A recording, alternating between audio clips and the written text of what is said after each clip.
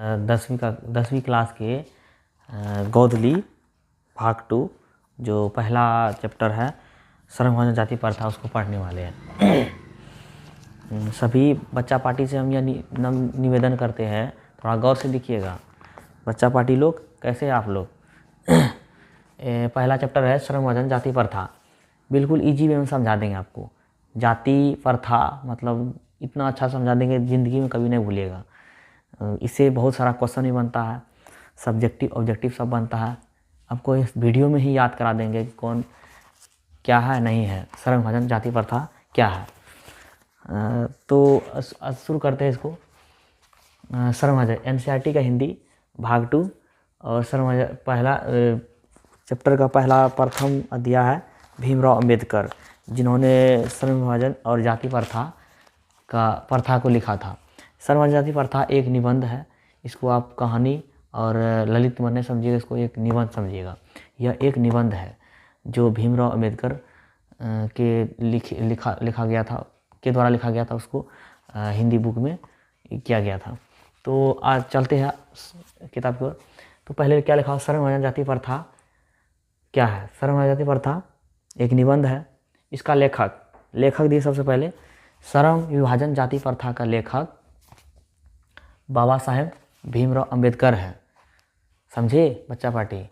इसका लेखक कौन है? बाबा साहेब भीमराव अंबेडकर। मतलब लेखक वही होता है जो लिखता है। जिस कहानी को जो लेखक लिखेगा वही उसका जनक होगा या वही उसका ये होगा। लेखक है बाबा साहेब भीमराव अंबेडकर। अब इसका जन्म देखते हैं। जन्म कब हुआ था इसका जन्म हुआ था 14 अप्रैल 1891 महू मध्य प्रदेश में। इसका जन्म हुआ था 14 अप्रैल 1891 महू मध्य प्रदेश में। मध्य प्रदेश का एक जिला है महू, भिंड है, भिंड जिला है, महू भिंड जिला है और उसके बगल में महू है। महू एक जगह का नाम है और जिस जगह पे उसका जन्म हुआ था 14 अप्रैल 1891 मध्य प्रदेश के महू जगह पे। और यह एक किस परिवार में? दलित परिवार। आप लोग देखे होंगे कि अगल बगल में किसी गांव या मोहल्ले के अगल बगल में जो छोटे बस्ती होता है, जो मतलब कमज़ोर बस्ती होता है, जिसको हम लोग दलित कहते हैं। यह तो बहुत सारा उसका नाम है, जो भी है। तो दलित परिवार में हुआ था। तो वह किस जाति से बिलोंग करता था? जैसे डॉक्टर भीमराव अंबेडकर किस जाति से बिलोंग करता था? आप लोग याद रखिएगा जी, इस किस जाति से बिलोंग करता? जाति यहाँ पे लिख दिए है। वह महार जाति से बिलोंग करता था। जो महार एक डोम होता है, डोम जो जैसे आप लोग गांव में देखे होंगे शुगर उगर चलाते हुए, या तो भोज भात में कभी कभार आते हैं खाने के लिए, नीचे में बैठा के खाना खिलाता है। ये लेकिन बहुत गलत बात है। अरे डोम है, जात का डोम है तो क्या दिक्कत है? खून तो एक है ना, सबको एक साथ बैठाना चाहिए, सबको एक साथ मिल के खाना चाहिए। तो जाति महार है, इसको हम लोग डोम कहते हैं। इसका माँ का नाम था भीमाबाई। देखिए माँ का नाम इसका क्या था? भीमाबाई। समझे? इसका पिताजी का नाम था रामजी सकपाल। राम के नाम से इसका पिताजी का नाम पड़ता था। एक पिताजी का नाम राम के नाम से पढ़ने पर भी ये देखिए दलित था और समाज से वंचित था। ये समाज में इसको कहीं स्थान नहीं देता था, इसे छुआछूत मानता था।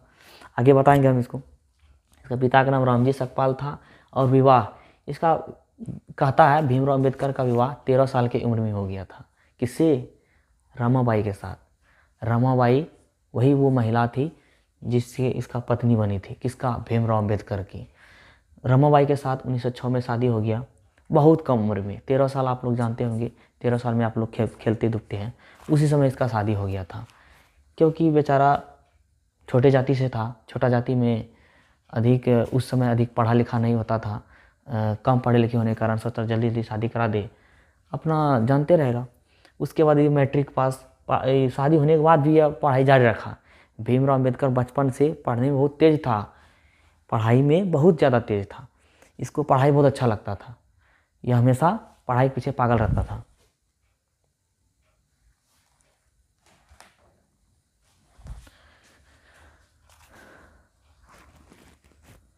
तो फिर हम चलते हैं।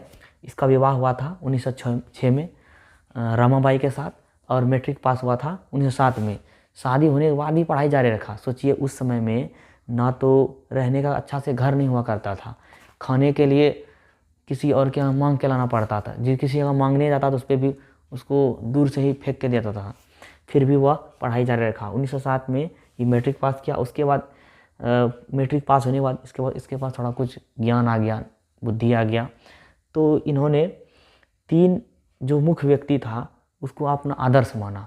आदर्श मतलब जैसे किसी आपका कोई आपके अगल बगल में कोई थी, आपने ऐसा सुना होगा कोई व्यक्ति की मतलब जो महान कार्य करके चला गया, जैसे महात्मा गांधी, जैसे सबका आदर्श है।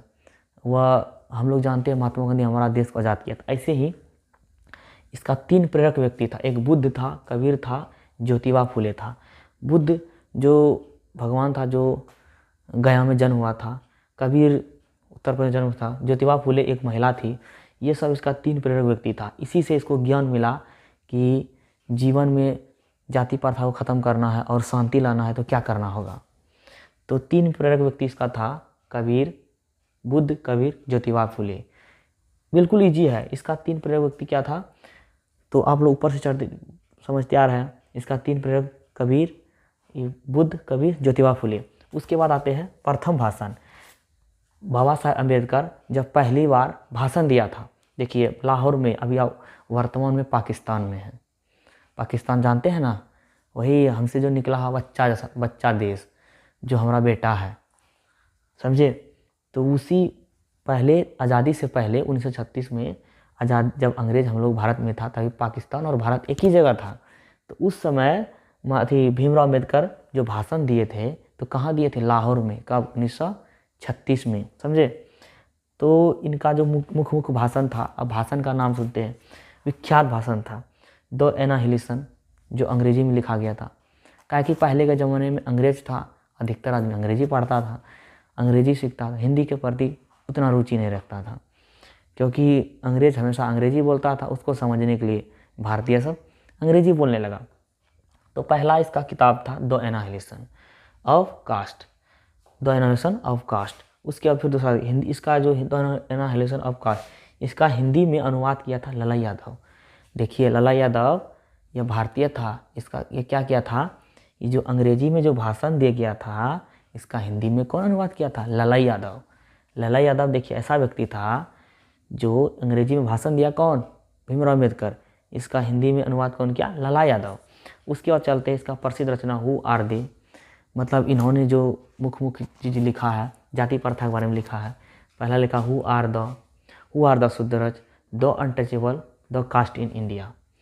ये सब इसका प्रमुख रचना था। जैसे कोई व्यक्ति अपना किताब लिखता, अपना लाइफ जीवन में लिखता, कौन किस किस घटना से घटा हुआ लिखता है।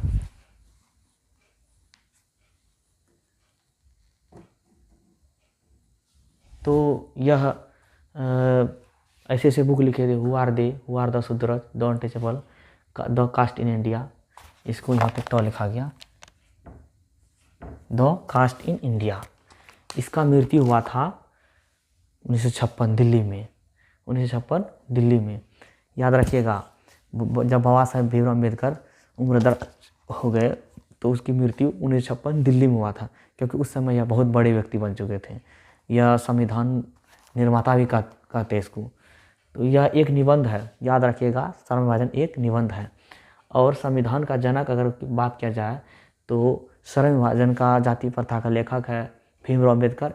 अगर जैसे हम लोग भारत में एक कानून चल रहा है, सभी के ऊपर कानून लगता है, जो कानून बनाया किसने बनाया, भीमराव अम्बेडकर ने। तो इसीलिए उसको संविधान का जनक कहा जाता है। अगर कभी क्वेश्चन पूछे संविधान का जनक किसके कहा जाता है, तो भीमराव अम्बेडकर देंगे, क्योंकि उसी का लिखा हुआ संविधान आज हम लोग उसके ऊपर, हम लोगों के ऊपर में शासन हो रहा, जिसे हम लोग सही डायरेक्शन में चल रहे हैं। अब चलते हैं इसकी किताब की ओर। इन्होंने अब इसका किताब में क्या कहा था, इन्होंने कहा है सर्व विभाजन और जाति प्रथा क्या क्या लिखा गया। यह विडंबना की बात है कि इस युग में भी जातिवाद के पोषकों की कमी नहीं है। मतलब इसका कहने का सेंस यह है, अभी भी वर्तमान परिस्थिति में देखा जाए तो आदमी कितना तरक्की कर चुका है, कितना डेवलप हो चुका है, फिर भी लोग अभी भी जाति पाति मानता है। उतना पैसे, उतना सोच, पढ़ाई लिखा होने के बावजूद भी लोग जाति पाति करते हैं कि है तुम छोटे जाति, तुम साइड रहो। तो इसके पोषकों का आधार इसका समर्थन करते हैं। जो जाति पाति मानता है उसका भी समर्थन करता है, जो नहीं मानता उसका भी समर्थन करता है। समर्थन का आधार यह कहा जाता है कि आधुनिक सभ्य समाज कार्य कुशलता के लिए श्रम विभाजन को आवश्यक मानता है। अभी आधुनिक जो मॉडर्न युग है वह उसका कहना है कि जो अभी का लाइफ में है, अभी का मतलब जो आधुनिक युग है, इसमें व्यक्ति का जाति से मायने रखा जाता है, मायने रखा जाता है उसका काम से। जैसे आप छोटे जात से तो आप जैसे कोई रोजगार, जैसे आप कंप्यूटर चलाना पूरा स्पीड जानते हैं, लेकिन आप जात है छोटा, आपको नहीं देगा तो काम का कंप्यूटर चलाने नहीं दिया जाएगा और उसको नौकरी नहीं दिया जाएगा। कितना शर्म वाली बात है। अभी आधुनिक समय में इसे तोड़ करके इसको बदला जाना चाहिए, क्योंकि वर्तमान समाज बदल गया है, सब चीज़ टेक्नोलॉजी हाईटेक हो गया है। अगर हम जाति पाति करते रहेंगे तो हमारा देश तरक्की नहीं करेगा। और हम अपने देश को आगे ले जाना है तो जाति पाति को त्यागना होगा। तो कार्य कुशलता मतलब आप कितना अच्छे से कार्य कर सकते हैं, चाहे जाति कोई भी रहे, अगर आप अच्छे से कार्य करते हैं तो वह उसका रोजगार होना चाहिए, ना कि उसका जाति होना चाहिए। इसीलिए इसमें कोई बुराई नहीं। इस तर्क के संबंध में पहली बात यह है कि आपत्तिजनक है कि जाति प्रथा श्रम विभाजन के साथ साथ श्रमिक विभाजन का भी रूप लिए हुए हैं। तो इससे यह पता चलता है कि जाति प्रथा ऐसा समा गया है, हर चीज़ में जाति प्रथा। अब देख लीजिए काम करने में जाति प्रथा। जैसे मान के चले अगर कि कोई लड़का है, किसी का जन्म हुआ है माली जात में और किसी का जन्म है कहाँ पे, शर्मा जात में, बढ़ई में। तो अगर माली के घर में पैदा हुआ है उसका बेटा, तो वह बच्चा भी आगे चल के क्या करेगा, फूल बेचेगा, उस पिताजी के साथ फूल बेचेगा, उसका हाथ बटाएगा, चाहे उस बच्चे को उस पर मन लगे चाहे ना लगे, ज़बरदस्ती करना पड़े। क्योंकि समाज में एक माइंडसेट हो गया है, जो जिस स्कूल में और का पिताजी जिस जगह में जो काम करता है उसका बच्चा वही काम कर। लेकिन ये सब चीज़ बदलना चाहिए। अगर उसको अच्छा लग रहा है हम कंप्यूटर चलाए, IAS बने, इंजीनियर बने, तो वो जा सकता है, लेकिन यह नहीं होना चाहिए कार्य जाति के अनुसार उसका काम नहीं देखा जाना चाहिए। अस्वाभाविक ही नहीं बल्कि सामाजिक वर्गों को एक दूसरे की उपेक्षा, ऊंचा नीचा की करार देती है, जो विश्व में किसी भी समाज में नहीं पाया जाता है। एक तरफ देखा जाए तो पूरे धरती पे अगर बात किया जाए तो भारत में सबसे अधिक जाति पाति किया जाता है, क्योंकि भारत में कई 16,000 जातियाँ और प्रजातियाँ हैं। सब अब एक अपने में एक दूसरे से ठीक है। अगर काट के देखा जाए तो सभी का खून एक है, फिर भी भारत में सब जाति है। अदर देश जाएंगे, अमेरिका जाएंगे, यूरोप जाएंगे, वहाँ कोई जाति नहीं, वहाँ एक ही धर्म है, या तो इस धर्म में रहो चाहे उस धर्म में रहो, कोई एक धर्म माना जाता है। वहाँ जाति पाति उतना नहीं होता है। जाति प्रथा यदि श्रम विभाजन का मान लिया जाए तो स्वाभाविक विभाजन नहीं है। अगर जाति प्रथा को श्रम विभाजन मान लिया जाए तो स्वाभाविक है कि विभाजन नहीं है। अगर यदि श्रम के अनुसार श्रम मतलब होता है रोजगार, रोजगार को भी अगर हम इति मान लेंगे, जाति के द्वारा जोड़ देंगे, तो समझिए कि स्वाभाविक है वह विभाजन नहीं होगा, क्योंकि यह मनुष्य की रुचि पर आधारित नहीं है। तो इससे रुचि पर आधारित मतलब इंटरेस्ट। आप जैसे आपका जन्म हुआ है लोहार के घर में, आपका पिताजी लोहा का काम करता है, आप जब बड़े हुए आपको लोहा का काम करने में अच्छा नहीं लगता, लेकिन पिताजी के साथ आपको करना पड़ रहा है, क्योंकि पिताजी लोहा का काम कर रहा है, हमको भी करना पड़े, चाहे तुमको रुचि हो चाहे नहीं हो। यह क्या हुआ, जाति के अनुसार एक टैग लग गया, जाति के अनुसार वो काम करना पड़ता है। इस सिद्धांत के विपरीत जाति प्रथा का दूसरी सिद्धांत यह है कि इसमें मनुष्य के प्रशिक्षण अथवा उसकी निजी क्षमता का विचार किए बिना दूसरे की दृष्टिकोण जैसे माता पिता सामाजिक स्तर के अनुसार, मतलब इसमें कहा गया है कि किसी भी व्यक्ति को रोजगार मिलने से पहले यह नहीं पूछा जाता है कि तुम किस जाति में पैदा हुआ। अगर पिताजी तुम्हारा लोहार है तो ज़बरदस्ती तुमको करना होगा, चाहे तुमको रुचि लग रहे चाहे न रहे, तुमको करना ही होगा, क्योंकि पिताजी का पैसा है तो तुमको भी करना होगा। उससे धीरे धीरे यही एक समाज का श्रम का विभाजन बन गया। श्रम मतलब रोजगार का विभाजन हो गया। एक तो जाति थैयत हो ही था, फिर जो रोजगार पिताजी सब कर रहा था वो बच्चे में भी आ गया। जाति प्रथा पेशे से दोषपूर्ण निर्धारण पूर्ण ही नहीं बल्कि मनुष्य को जीवन भर के लिए एक पेशे में बांध देती है। इसमें कहा गया है कि जाति प्रथा एक ऐसी बीमारी है जो मनुष्य को जीवन भर के लिए उसमें बांध देता है। जैसे आप रस्सी से कोई चीज़ को बांध देते हैं ना, जल्दी नहीं छूटता, ऐसे ही जाति प्रथा उसको काम के अनुसार बांध देता है। जो पिताजी काम कर रहा वही काम करना ही पड़ेगा, करना ही पड़ेगा। ऐसा क्यों भाई? समाज अभी आधुनिक हो गया है। आप पढ़िए लिखिए, अब भीमराव अम्बेडकर की तरह बनिए, जो रोजगार करना है कीजिए। आपको IAS बनना IAS बनिए, पुलिस बनना पुलिस बनिए, शिक्षा के आधार पर होना चाहिए। लेकिन धीरे धीरे अब ये चीज़ बदल रहा है। भले ही पैसा उपयुक्त और पर्याप्त होने के कारण भूखे मर जाए, आधुनिक युग में स्थिति प्राय आती है। चाहे आप उस जाति में आपको रुपया हो चाहे नहीं हो, चाहे भूख से मर गए हो, लेकिन फिर भी वही जात में रह के आपको करना ही पड़ेगा, इसमें कहा गया है। प्रतिकूल परिस्थितियों में भी मनुष्य को अपना पेशा बदलने की स्वतंत्रता ना हो, तो इसीलिए भूखे मरने के अलावा क्या चारा आ जाए।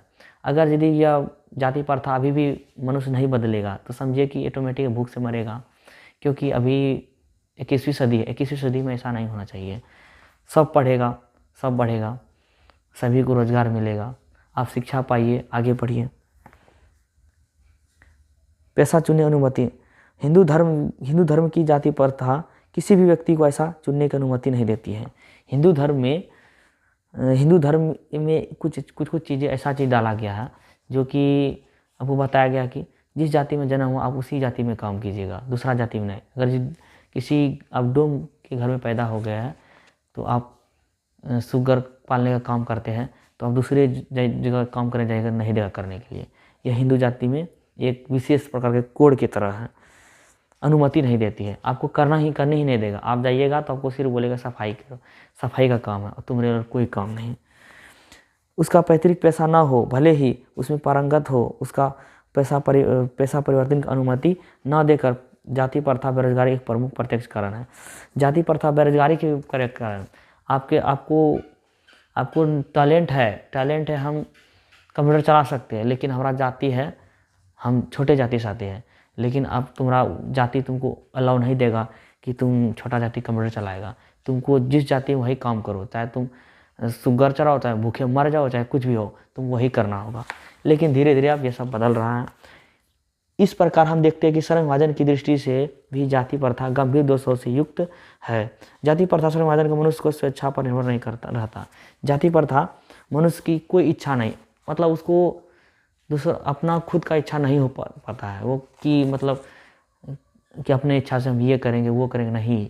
जो जाति कहेगा वही करना ही पड़ेगा। मनुष्य की व्यक्तिगत भावना तथा व्यक्तिगत रुचि इसमें कोई स्थान अथवा महत्वपूर्ण नहीं रहता।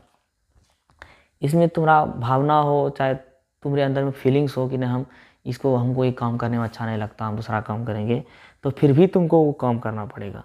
इस आधार पर हमें स्वीकार करना पड़ेगा आज के उद्योग गरीबी उत्पीड़न इतनी बड़ी समस्या नहीं है जितनी कि बहुत से लोग निर्धारित कार्य को अरुचि के साथ केवल विश्वासत करते हैं। गरीबी उत्पीड़न इसी के कारण बढ़ा है क्योंकि उसके पास टैलेंट है, वह काम करने जाएगा, उसको नहीं देगा करने क्योंकि वह जात से डोम है। कोई कुशलता कैसे प्राप्त की जा सकती है? अतः निर्वाध रूप से सिद्ध हो जाता है कि आर्थिक पहलू से भी जाति प्रथा हानिकारक प्रथा है, क्योंकि यह मनुष्य की स्वाभाविक प्रेरणा रुचि व आत्मा शक्ति को दबाकर स्वाभाविक नियमों को में जकड़कर निष्क्रिय बना देती है। देखिए, अगर मान के चलिए आप किसी आप छोटे कास्ट में जन्म हो गए हैं, आपको उसमें पता भी नहीं है कि हम किस जाति में जन्म हुए हैं। जब आप दूध मुहा बच्चा होंगे, जैसे ही आप बड़े होंगे धीरे धीरे आपको पता चल जाएगा कि यह जाति बहुत गिरा हुआ, इसको कोई पूछता नहीं है, कोई काम कोई देता नहीं। तो उस समय आपको दिल से रोना आएगा कि हम किस जाति में जन्म ले लिए। तो ये जाति प्रथा नहीं होना चाहिए, इसको बदलना चाहिए। हम सब मिल करके इस प्रयास करना चाहिए कि जो छोटे कास्ट उसको ऊपर लाए, उसको शिक्षा के साथ जोड़े, ताकि वह भी पढ़ाई लिखाई के साथ जुड़े और वह भी समाज को बदले और समाज में अहम भूमिका निभाए और जाति प्रथा को त्याग करे। मेरा उत्तर होगा कि मेरा आदर्श समाज स्वतंत्रता, समता, भ्रातृत्व पर आधारित होगा। भीमराव अम्बेडकर कहता था कि जिस प्रकार देश आज़ाद हुआ है उसी प्रकार जाति से भी आज़ादी होना पड़ेगा, मुक्त होना होगा।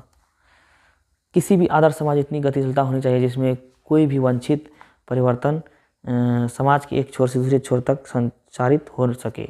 ऐसे समाज के बहुविध होते हैं, हितों में सबका होना चाहिए तथा सबको उनकी रक्षा के प्रति सजग रहना चाहिए।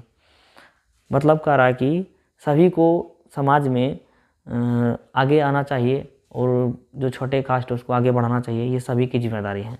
लोकतंत्र मूलतः सामूहिक जीवनचर्या रीति समाज के सामूहिक अनुभवों को आदान प्रदान करता है। हमारा जो लोकतंत्र है, जो छोटे कास्ट उसको बहुत ज़्यादा अति दिया गया है, बहुत ज़्यादा प्रायोरिटी दिया गया। आप देख लीजिए स्कूल कॉलेज में छोटे कास्ट को सबसे पहले एडमिशन होगा और उसका सीट रिजर्व रहता है। और अभी नौकरी में ये सोचिए कि हमारा लोकतंत्र कितना खूबसूरत है, जो कि छोटे कास्ट को अधिक पावर दिया गया। आज अगर उसको नहीं दिया जाता तो उससे औरों बद से बदतर स्थिति हो जाती उसका। इस समाज में सम्मानित अनुभवों को आदान प्रदान नाम है। इसमें यह है कि आवश्यक साथियों पर सदा सम्मान भाव रखता है। अब इसका हम क्वेश्चन देखते हैं। कहता है कि सर्व महाजन का सारांश। सर्व महाजन जाति प्रथा निबंध रचनाकार, संविधान निर्माता, गरीबों का मसीहा डॉक्टर भीमराव अम्बेडकर। यह गरीबों का मसीहा है। डॉक्टर भीमराव अम्बेडकर को गरीबों का मसीहा कहा जाता है। उन्होंने इस निबंध के माध्यम से समाज में फैली हुई बुराई को मिटाने का कार्य किया था। इसमें जिस विडंबना की बात करते हैं, जातिवाद के पोषकों की पोषक आज भी वर्तमान समय शिक्षित लोग भी जो जाति पाति भेदभाव की बात करते हैं। अभी भी समाज में ऐसे वर्ग है, ऐसे लोग हैं जो पढ़े लिखे हैं, वो भी जाति पाति मान रहा है। एक छोटे आदमी तो छोड़िए, जो पढ़ा लिखा है, जो समाज में उच्च वर्ग है, सम्मान मिलता, वो सब भी जाति पाति की बात करते हैं। कुछ लोग जाति प्रथा सर्व महाजन का दूसरा रूप मानते हैं। कुछ लोग ऐसा कहता है कि जाति प्रथा सर्व महाजन दूसरा रूप है। जाति प्रथा सर्व महाजन मतलब समझे, आपका जन्म जिस जाति में हुआ है वही उसका आपका पिताजी जो काम करते हैं उसी का अनुसार आपको काम करना होगा, वही काम करना होगा। आप बढ़ई के घर में पैदा हुए हैं तो बढ़ई का काम करना होगा, वही होता श्रम विभाजन। जाति प्रथा विभाजन है जो लोग उच्च नीच अमीर गरीब की बात करते हैं। कुछ लोग ऐसे होते हैं जो अमीर गरीब की बात करते हैं, लेकिन जाति पाति की बात में जैसे आता है तुरंत मुँह कर जाता है कि नहीं वो फलाना जाति है, वो चलाना जाती है। मानव जिस जाति में जन्म होता है अपने माता पिता के पेशे के अनुसार काम करता है। अगर मनुष्य, अब कुत्ता बकरी बिल्ली किसी का जन्म ले लीजिए, उसका जो पेशा होता है वह करता है। लेकिन मनुष्य में भी ये सिस्टम चला रहा कि मनुष्य अगर देख लीजिए, अगर पिताजी आपका हल चलाने वाला काम करता है तो उसका बेटा भी आगे चल के हल चलाने वाला काम करेगा। अगर उसका पिताजी तेल बेचने वाला काम करता है तो उसका बेटा भी तेल बेचने में काम करेगा, चाहे उसका बेटा वो तेल बेचने में काम करने में मज़ा आए चाहे नहीं। बेटा की इच्छा है कि हम कोई दूसरा रोजगार करें, तो वहाँ बात किया जाएगा जाति का। बोलेगा तुम उस जात का है जो तुम दूसरा काम करेगा, जो तेल बेचने वाला काम कर रहा है तुम तेले बेचो। ऐसे देख लीजिए, माली फूल बेचने का काम कर रहा है, उसका बच्चा भी फूल बेचना पड़ेगा, क्योंकि पहले से टैग लगा दिया है कि तुम्हारा पिताजी फूल बेच रहा है, तुम भी फूल बेचो, चाहे उसमें उसे रुचि हो या ना हो। रुचि मतलब चाहे उसको इच्छा हो चाहे ना हो। जाति प्रथा एक सामाजिक बुराई है। इसमें व्यक्ति मनपसंद कार्य करना चाहता है लेकिन नहीं कर पाता। मतलब इसका मतलब यह हुआ कि जाति प्रथा एक सामाजिक बुराई है। इसमें किसी व्यक्ति को चाहे काम करने में मन रहे चाहे ना रहे, लेकिन फिर भी करना पड़ेगा। जाति प्रथा श्रम विभाजन का रूप नहीं है। बात किया जाए तो जाति प्रथा श्रम विभाजन का रूप नहीं है। अगर जाति प्रथा को श्रम विभाजन के हिसाब से देखा जाए तो ऑटोमेटिक है। जाति प्रथा जन्म पर आधारित है, जबकि श्रम विभाजन रुचि पर, अतः श्रम विभाजन योग्यता एवं कार्य कुशलता के लिए अनुसार होनी चाहिए। जाति प्रथा जन्म पर आधारित है कि श्रम विभाजन पर नहीं। मतलब समझे कि आगे चल के काम ये करे उसका बच्चा भी काम करे, नहीं। जाति मान के चलिए आप डोम आपका महार जात में जन्म हुआ है तो धीरे धीरे आप भी उसी जात में कहलाएंगे, डोम कहलाएंगे। आगे चल के फिर आपका पिताजी शुगर चलाएगा आप भी शुगर चलाइएगा। तो इससे पता चलता है कि जाति प्रथा जन्म से ही चले जाता है। जबकि श्रम विभाजन पर रुचि, लेकिन आगे चल के उसको काम करने की दूसरा इच्छा रहता है। जैसे वो डोम जात का बच्चा को काम करने की इच्छा है कि हम दूसरा कोई काम करें, दुकान चलाए, लेकिन वहाँ जाएगा तो बोलेगा तुम डोम है, भागो यहाँ से, छोटे कास्ट का है, तुम ये काम कैसे कर सकता है। तो वहाँ श्रम विभाजन की बात हो जाएगा। अतः श्रम विभाजन योग्यता का होना चाहिए। यह ठीक है नहीं। योग्यता मतलब आपके पास कितना टैलेंट है, आप कितने पढ़े लिखे हैं, आप काम क्या कर सकते हैं, वो होना चाहिए। ये नहीं कि तुम किस जाति में पैदा हुआ उसे ही काम करो, कार्यकुशलता का होना चाहिए। तो आप लोग आई होप समझ गए होंगे। तो आप लोग ये अच्छा से देख लीजिएगा, क्योंकि ऑब्जेक्टिव सबसे पहले इससे बनता है। जैसे हम कुछ क्वेश्चन इसमें दिया गया है, देखते हैं। लेखक किस विडंबना की बात करते हैं? विडंबना को रोक दीजिए। लेखक श्रम विभाजन को एक बड़ी विडंबना की बात करते हैं। श्रम विभाजन मतलब आप जन्म हुआ है आप छोटे कास्ट में, लेकिन आगे चल के आपको वही कास्ट का काम करना होगा, लेकिन आपको रुचि है कि हम दुकान चलाए, रुचि है हम आपको होटल चलाए, लेकिन आप चलाने जाइएगा, सबसे पहले आपको बोलेगा जाति कौन सा है, तो जात देख करके आपका दुकान में आएगा खाने के लिए, तो वहाँ आप जाति के अनुसार फंस जाएंगे, जिसके कारण यही विडंबना की बात करते हैं। जातिवाद पोषकों के पक्ष में क्या तर्क देते हैं? कुछ जातिवाद पोषक का कहना है कि समाज में फैली हुई बुराई को मिटाना है तो सबसे पहले छोटे लोगों को आरक्षण देना होगा, उसे ऊपर लाना होगा, उसको शिक्षित करना होगा, ताकि वह भी आगे पढ़े लिखे और समाज में अपना योग्यता सिद्ध करे। ऐसे लगभग कितना क्वेश्चन है?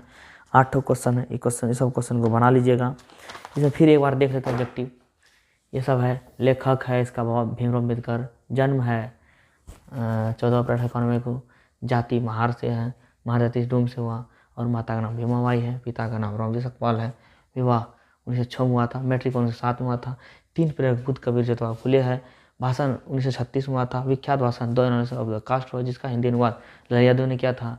रचना प्रसिद्ध रचना इसका हुआ the untouchable the caste in India.